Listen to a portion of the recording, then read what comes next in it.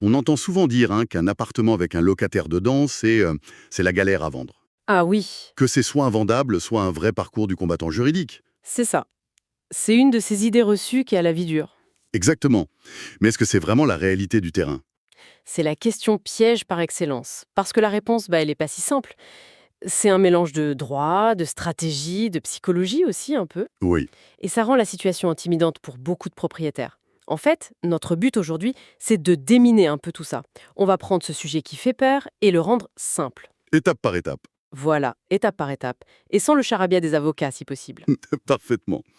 On va donc se pencher sur ce cas très concret, la vente d'un appartement déjà loué. Et on va prendre comme terrain de jeu La Roche-sur-Yon.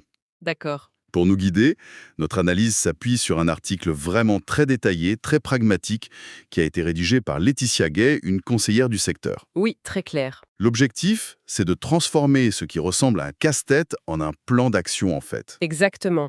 Et on va voir que la clé de tout, le document qui décide de tout, ce n'est pas l'acte de propriété, ce n'est pas l'annonce immobilière. Non. Comme le souligne très bien l'article, c'est le contrat de location.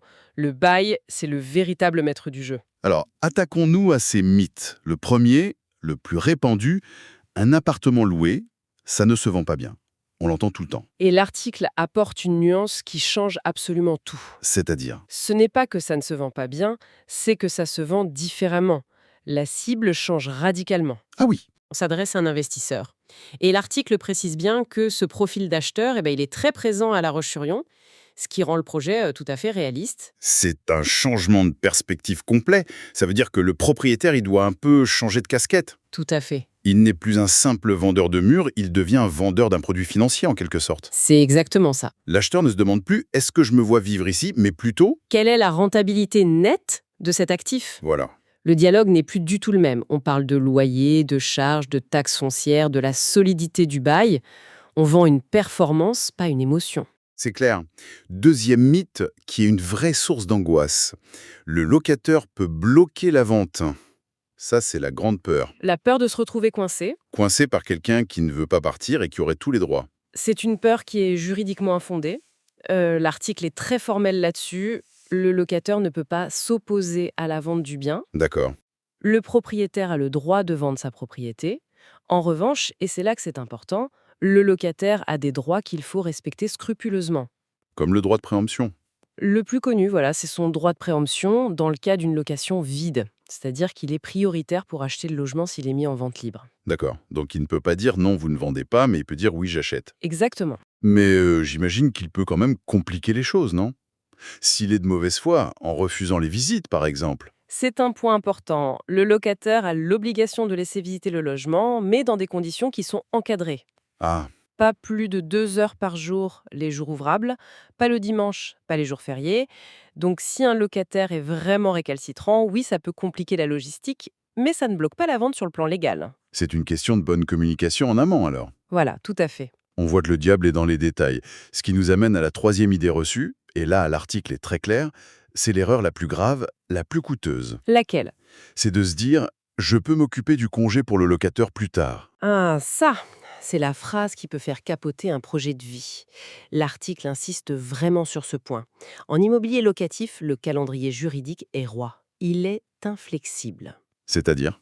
Un congé pour vendre envoyé en retard, même d'un seul jour, est considéré comme nul. Il n'a aucune, mais alors aucune valeur juridique. Et les conséquences sont Dramatique, j'imagine. catastrophiques pour le vendeur. Imaginez, votre bail se termine le 31 juillet, vous vendez un bien loué nu, Donc, préavis de 6 mois. exactement.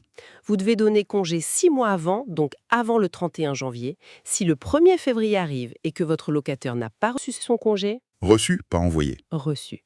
C'est fini. Vous ne pouvez plus rien faire. Le bail se renouvelle automatiquement pour 3 ans. 3 ans. Vous venez de perdre 3 ans sur votre projet de vente simplement en ne faisant rien ou en le faisant un jour trop tard. C'est une erreur par omission qui paralyse tout. C'est vertigineux. Tout ça nous ramène donc à la case départ.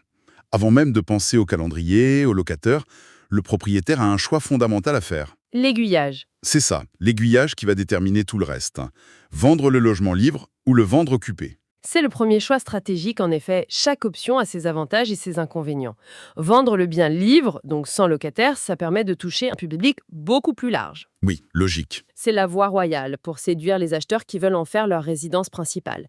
Et comme le note l'article, ça permet souvent d'obtenir un meilleur prix. Le marché est plus vaste. Voilà. On pourrait penser que c'est la meilleure option, oui. Mais est-ce que le gain sur le prix de vente compense toujours les mois de loyer qu'on perd pendant la procédure judiciaire? C'est un excellent point. Le calcul n'est pas si simple. Non, il y a un coût d'opportunité à prendre en compte. Entre le départ du locataire et la signature chez le notaire, le bien ne rapporte plus rien, mais continue de coûter. Bien sûr. L'autre option, la vente occupée, elle élimine ce risque. On s'adresse directement à un investisseur qui cherche une rentabilité immédiate, Le loyer tombe tout de suite. dès le premier jour. Le prix sera peut-être un peu inférieur, ce qu'on appelle une décote, Hmm. mais la vente peut être plus rapide et surtout sans vacances locatives. Attendez, là je découvre quelque chose. Je pensais, un peu naïvement, que le propriétaire était maître chez lui et qu'il pouvait choisir comme il veut entre ces deux options. Ah non, Mais ce que l'article dit en fait, c'est que ce choix n'est pas une question d'envie. Le vrai patron, ce n'est pas le propriétaire, c'est le bail. c'est exactement ça, et c'est le point central de l'article. L'envie du propriétaire passe au second plan, derrière la réalité juridique du contrat. On ne peut pas juste décider de vendre vide. On ne peut pas décider un matin de vendre son appartement vide le mois prochain si le bail court encore pour 2 ans. C'est impossible. C'est pourquoi la toute première chose à faire, avant même de rêver au prix de vente, c'est de sortir son contrat de location. Et de le lire. Et de le lire comme si c'était une carte au trésor. D'accord, alors explorons cette carte au trésor. Quels sont les indices à chercher en priorité dans ce fameux bail? L'article identifie 2 informations capitales. La première, c'est le type de bail. Est-ce une location nue, donc un logement vide, ou une location meublée? La distinction est fondamentale. Oui. Pour un bail vide, la durée standard, c'est 3 ans. Et le préavis pour donner congé pour vendre est de 6 mois minimum. 6 mois. Ça paraît énorme. C'est long, oui. Pourquoi une telle différence avec le meublé? J'imagine que le préavis est plus court. Beaucoup plus court. Pour un bail meublé, la durée est d'1 an et le préavis n'est que de 3 mois. Ah oui, la moitié. La raison de cette différence, c'est l'esprit de la loi. Le législateur considère qu'un locataire en nu a besoin de beaucoup plus de temps pour se retourner. Il a tous ses meubles à déménager. Voilà, organiser un déménagement complet, trouver un nouveau logement. L'inertie est plus grande. C'est logique. Ce qui nous amène à la deuxième information que l'article qualifie de plus cruciale du document. La date d'échéance du bail. Le point de départ de tout. C'est le point de départ de tout le rétroplanning. Sans cette date précise, toute stratégie s'effondre. C'est elle qui fixe la deadline absolue pour que le locataire reçoive le congé. Et vous insistez sur le mot « reçoivent ». J'insiste, car c'est une erreur classique de confondre avec la date d'envoi. Ah oui, l'article met en garde là-dessus. C'est contre-intuitif. On pense que le cachet de la poste fait foi, mais en réalité, Non, pas du tout. C'est la signature de l'accusé de réception par le locataire qui compte. et ça peut créer des situations terribles. J'ai vu un cas où un propriétaire a perdu 3 ans sur sa vente parce que le locataire était en vacances prolongées. Non. Si, il a envoyé son recommandé 6 mois et 1 semaine avant l'échéance. Il pensait être large, mais le locataire n'a récupéré le courrier à la poste que 3 semaines plus tard. Et le délai de 6 mois n'était plus respecté. Exactement. Le congé était nul.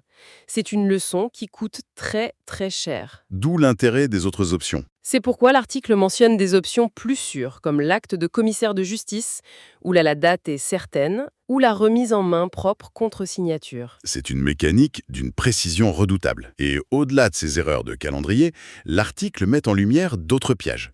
Le plus grand, on en a déjà un peu parlé, c'est la reconduction tacite. C'est le piège silencieux. S'il n'y a pas de congé donné dans les règles, il ne se passe rien. Aucune alerte? Aucune alerte, aucune notification, le bail se renouvelle simplement, en silence, pour une durée identique à la précédente. 3 ans pour un nu, 1 an pour un meublé. Et le propriétaire, qui a raté la fenêtre de tir? Il se retrouve engagé pour une nouvelle longue période. L'article souligne que c'est une des causes majeures de vente bloquée à La Roche-sur-Yon. Un simple oubli qui paralyse un projet pendant 3 ans. C'est fou. Un autre point qui inquiète souvent, c'est ce fameux droit de préemption. Est-ce que ce n'était pas une façon déguisée de ralentir la vente? Il faut le voir différemment. L'article le présente non pas comme un obstacle, mais comme une étape obligatoire du processus. Une étape à intégrer dans le planning. Voilà. Quand on donne congé pour vendre un logement loué nu, La lettre de congé doit contenir une offre de vente précise, le prix et les conditions. Le locataire a alors les 2 premiers mois de son préavis pour accepter ou refuser. Et s'il refuse? S'il refuse ou ne répond pas, le propriétaire est libre de vendre un tiers. Mais attention, Il y a un mais? pas à un prix inférieur, sinon il doit à nouveau purger le droit de préemption du locataire. D'accord. C'est une procédure à respecter, pas un blocage en soi. C'est ça. Mais imaginons que le calendrier ne permette pas de vendre libre, ou que le propriétaire, après tout ce qu'on vient de dire, n'ait tout simplement pas envie de se lancer là-dedans. Dans cette procédure à haut risque, Voilà. Vendre occupé, ce n'est donc pas une fatalité, c'est une vraie alternative. absolument. Et l'article montre que ça peut être une excellente stratégie, surtout dans une ville comme La Roche-sur-Yon, où il y a une demande locative forte et des investisseurs qui cherchent des biens. La clé, c'est de changer l'approche. Complètement. On ne vend plus un futur chez soi, on vend un produit d'investissement qui tourne déjà. Concrètement, ça ressemble à quoi cette approche optique? On met quoi en avant dans l'annonce? Il faut préparer un véritable dossier d'investisseur.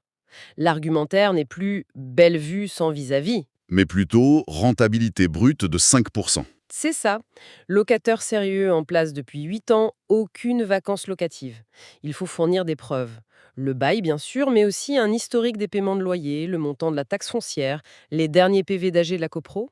Pour montrer qu'il n'y a pas de gros travaux imprévus? Exactement. Donc, on vend la tranquillité d'esprit, en fait. On vend un revenu immédiat, prévisible et sécurisé. Pour un investisseur, c'est de l'or.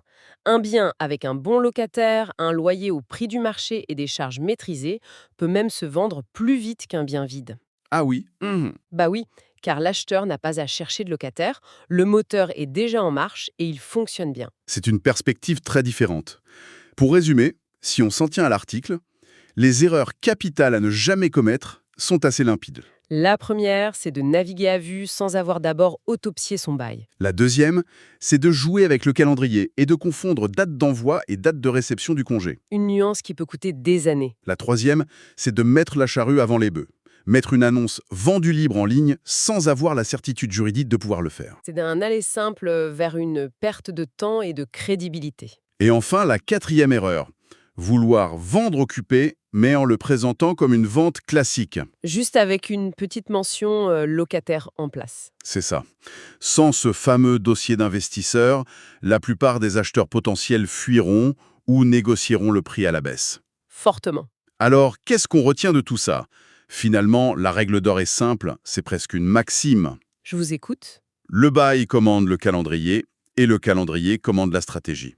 C'est la conclusion parfaite. L'article le démontre très bien. Vendre un bien loué à La Roche-sur-Yon n'est pas une opération risquée, c'est une opération technique. La précipitation est l'ennemi. La précipitation et l'impréparation sont les seuls vrais ennemis. La bonne question à se poser n'est jamais quand est-ce que je veux vendre, mais toujours que me permet mon bail aujourd'hui. Et il faut aussi retenir, je crois, que vendre occupé, ce n'est pas un échec ou une solution de repli. Non, absolument pas. C'est une stratégie à part entière qui, si elle est bien préparée, peut être très pertinente, surtout sur un marché dynamique. C'est un point essentiel. Ça demande juste une préparation différente et une communication ciblée vers le bon profil d'acquéreur. C'est un autre métier, mais tout aussi valable. Pour finir, j'aimerais qu'on change de perspective une dernière fois. L'article se concentre, et c'est logique, sur les règles pour le vendeur. Oui, Mais si on se mettait un instant dans la peau de l'investisseur qui regarde les annonces à La Roche-sur-Yon? très bonne approche. Que cherche-t-il, lui? Voilà. Quels sont les facteurs au-delà des chiffres bruts du bail qui rendraient un appartement déjà loué particulièrement attractif à ses yeux? Est-ce que c'est le quartier, le potentiel de développement? La qualité et le profil du locataire en place, peut-être. C'est la garantie du revenu? C'est une bonne question. Ou alors la perspective d'évolution des loyers dans la ville qui promet une meilleure rentabilité future? C'est un ensemble de tout ça.